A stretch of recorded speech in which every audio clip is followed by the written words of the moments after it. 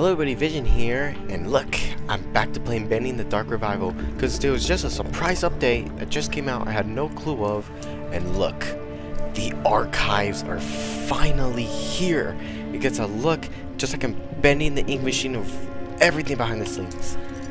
Just hop into it, not checked it out yet, I am excited to see everything. Ooh. Whoa. Oh, whoa. What the? Wait, where did it pop up? Oh, I see. Wait, how do... The archives. Welcome to the archives. Bendy in the Dark Revival is filled with numerous characters that each had a critical role to play in the progression of the game. Here in the archives, you will learn a little bit more about them in an up-close and personal way. Feel free to explore. Yo. Pay here. Nah, I'm in here for free.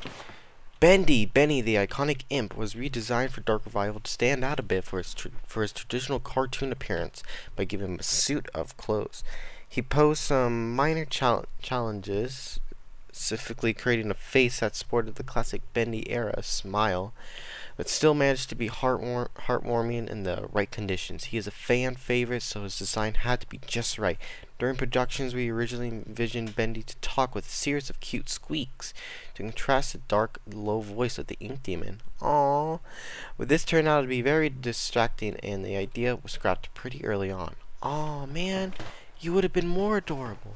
And look, the ink machine designed by Thomas Connor, the Gent Corporation, stolen by Joey Drew, retrieved by Arcgate, and once again reclaimed by Gent. The ink machine's next adventure is a mystery. Dude, this thing is so iconic through it all. Oh, I can't run. I'm sad. Look, here's the other people. Audrey, cartoon. Audrey is a kind-hearted rogue with courage, determination, some flaws, and a deep, dark past to make our story work. We needed a newcomer to the cartoon studio world, and Audrey was the perfect fresh eyes to help experience the adventure. From day one of productions, we knew that if people didn't connect with Audrey by the end of the game itself wouldn't be successful.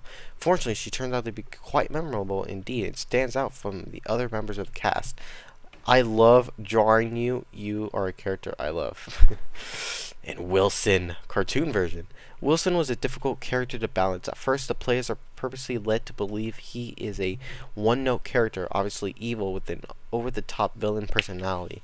But as the story progresses, we see other sides of the character, and the player begins muddled with who this man really is.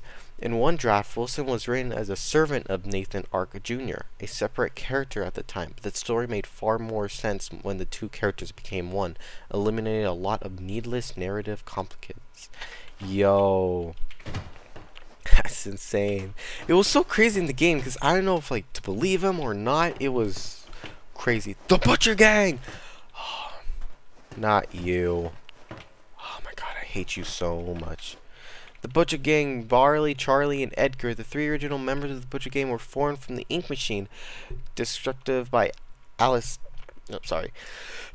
Angel for body parts and bond together to stay alive with sneak attacks on the prey. In Dark Revival, we met an artificial fourth member of the game. It's you, the crazy ghost one, Carly, the ghost girl. Although when you began to examine her closely, Carly appears only to be a shell with perhaps someone inside. Wait, what? Oh yeah. Oof, you guys are way creepier and way bad. You especially. I loved you. Oh, the Keepers! Yo, the Keepers, Wilson's deadly guards and scientists. They aren't perfect, but the Keepers will get the job done, no matter the cost. They are responsible for pressing the Ink Demon inside a smaller form, keeping his power sealed away until Audrey came along and unknowingly changed the situation. The Keepers were visually designed to reflect the dangers and evils of the Ink Machine itself. Faceless beings made of gears and wires with no sense of mortality, ordered around like cattle, a creation living without purpose. Oof.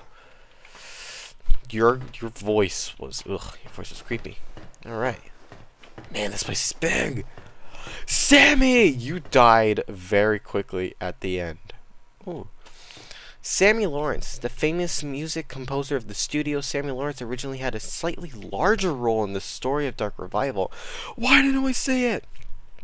But in a story already filled with so many characters, making them all play a meaningful part became a challenge.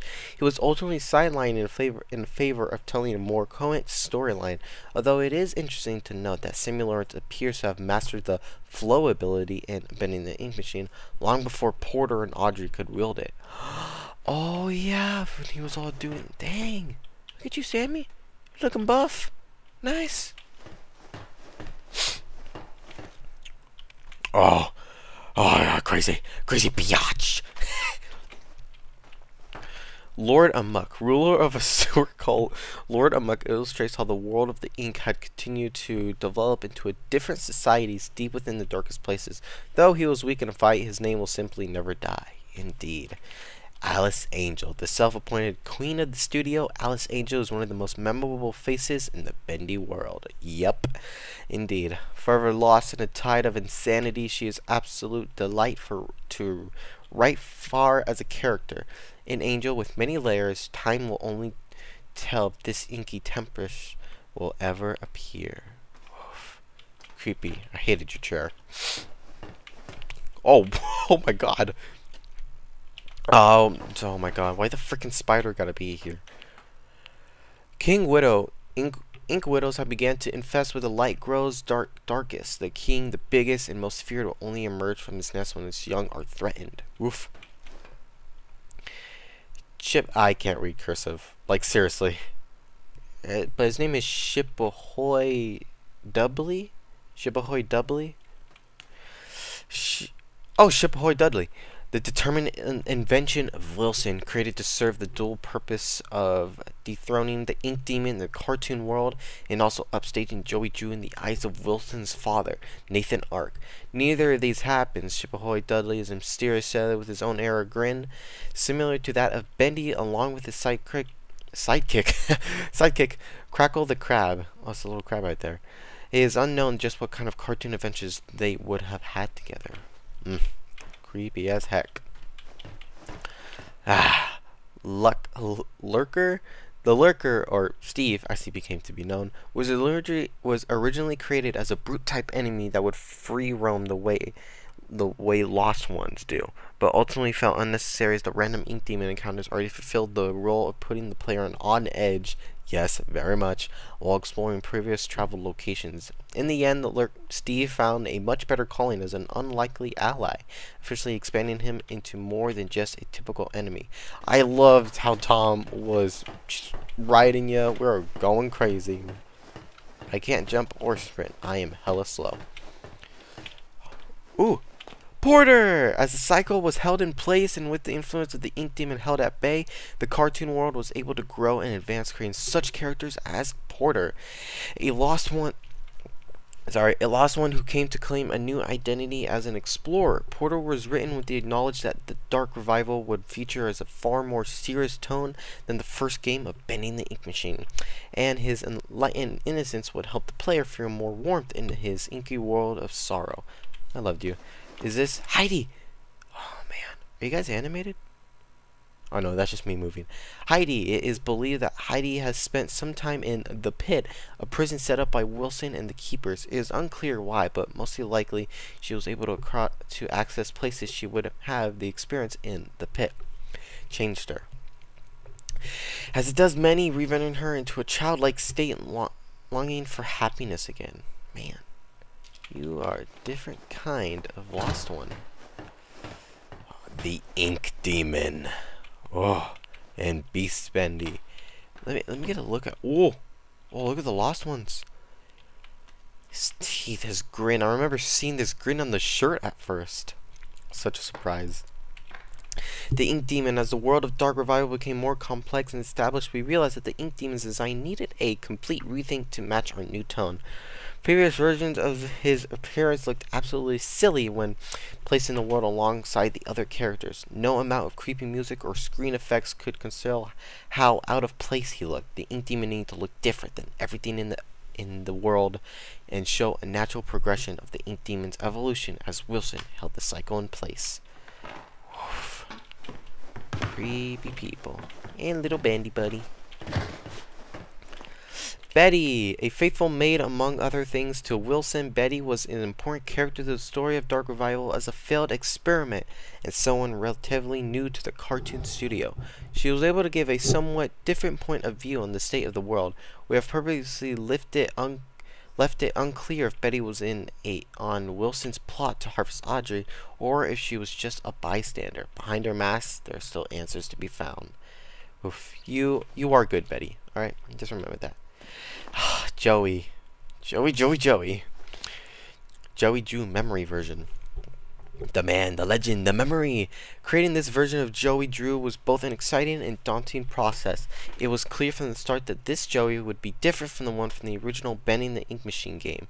This was a man with all the guilt from the past life, but without the experience to fully understand it. The real Joey Drew made many mistakes, but ultimately learned from them. This doesn't absolve him of his sins, but at the end was his life. He was able to help correct some of them and help fight the darkness he created. Oh my god, that was such a surprise when I saw him. Like, I never knew I would see Joey Drew alive. The Cycle Breakers! I played as you in the first game. I love you.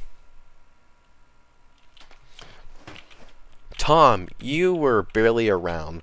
Tom is Allison's silent protector and only Boris clone involved in the main story. Whereas Boris the Wolf, rumor has it that during the events of the game, Boris experienced a dark survival of his own. Oh my god, I would love a separate, I don't know, DLC or other game mode where we're on Boris' side. The other Boris, and like we can see him going. That would be awesome. Allison, returning for another victory over the Ink Demon. Allison is always the voice of reason, a beacon of hope.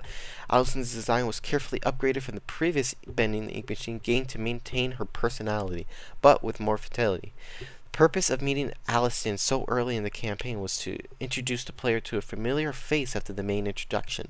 At the start, Allison was able to serve as the motivating force for Audrey until the plot kicked in later.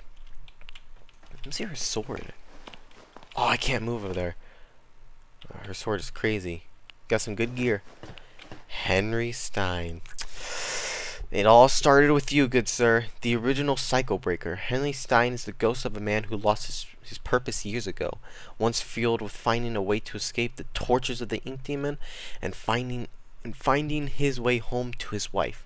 Henry is now left with the cold reality of being a recreation of the person he thought he was. Save as a special surprise for the fans of the Bendy the Ink Machine game, Henry was strictly omitted from all public discussion of the character during the entire production, which spanned several years, but Henry returned with a very satisfying face reveal. You are handsome. Is that everything? Oh wait, no, there's something over here. Oh, here's the real world. Oh, look, all the real stuff. Donut. Audrey's donut. No, you can't have it, Audrey. Oh, Nathan Ark SR. Nathan Ark was everything Joey Drew wasn't. He worked hard to build up for nothing, and never compromised his integrity. Joey had big dreams. Oh my God, read. But Nathan accomplished his own dreams. He and his wife Tessa raised a son with as much love and care as they could despite Nathan's career pressures. Sadly, his son did not share Nathan's natural talent for business and enterprise. Audrey, this is her human form. The unknowing daughter of an animation pioneer, Audrey has blocked out the memory of her past after losing her father. But his role in her life was not over. A talented animator and artist, her skills landed her a job at Arcgate. Was it fate that led her to reunite with Joey Drew's machine, the machine of her birth, or was it planned? And then Wilson. You still got your cartoony big old keys there.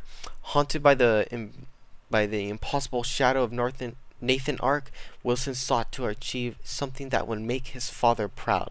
By luck, he stumbled upon the ink machine and was able to become the cartoon world's new master. Holding the cycle in place, he continued his experiments that could not fully be realized until the ink demon was purged.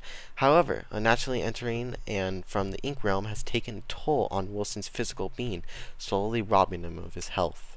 Oof. Don't feel bad for you. Man, is that everything? Oh, no, it's everything, alright? Damn. Freaking aw. This is awesome. Look at all this. Yeah, that's the keepers. Artist rest. Archives. Yeah, I know that. Bendy, I love you. I guess that's everything. Did we read the ink machine? I think I did. Yep, I read it. Wow, guys, finally! Bendy and the Dark Revival is now complete with the archives, unless Mr. Meatley has something planned up his sleeve. We may not know yet, or we may never know. But yeah, this was the archives for Bendy and the Dark Revival. So yeah, hopefully you guys enjoyed. Like and subscribe if you did. I'll just see you next time. Bye.